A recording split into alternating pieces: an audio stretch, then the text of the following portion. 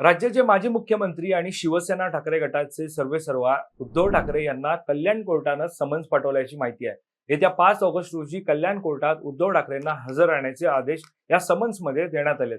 पण नेमकं प्रकरण काय, उद्धव ठाकरे यांना न्यायालयानं समन्स कोणत्या कारणासाठी पाठवला, हे व्हिडिओच्या माध्यमातून जाणून घेऊया। नमस्कार, मी वैभव पाटील, तुम्ही पाहतात आपलं महानगर लाईव्ह। 2009च्या लोकसभा निवडणुकीत वसंत डावखरे विरुद्ध आनंद परांजपे अशी लोकसभा निवडणूक रंगली होती।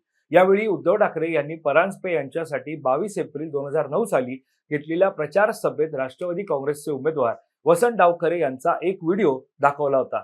या व्हिडिओमध्ये डावखरे कार्यकर्त्यांना निवडणूक जिंकण्यासाठी पोलीस आणि निवडणूक अधिकाऱ्यांची भीती न बाळगता प्रयत्न करण्याचे आवाहन करत असल्याचं दाखवण्यात आलंय।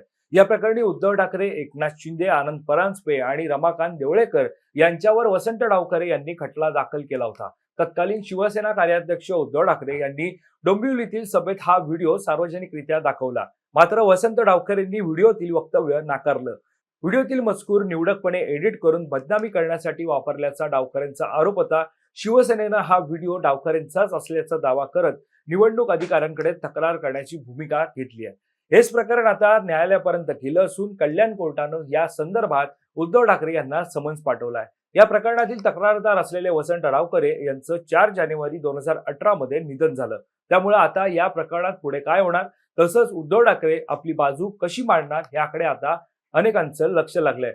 या प्रकरणी डावखरे कुटुंबियांकडून अद्याप कोणतीही प्रतिक्रिया देण्यात आलेली नाहीये। त्यामुळे आता 5 ऑगस्ट रोजी काय घडणार, त्यावरच या प्रकरणात आता पुढची दिशा ठरणार आहे।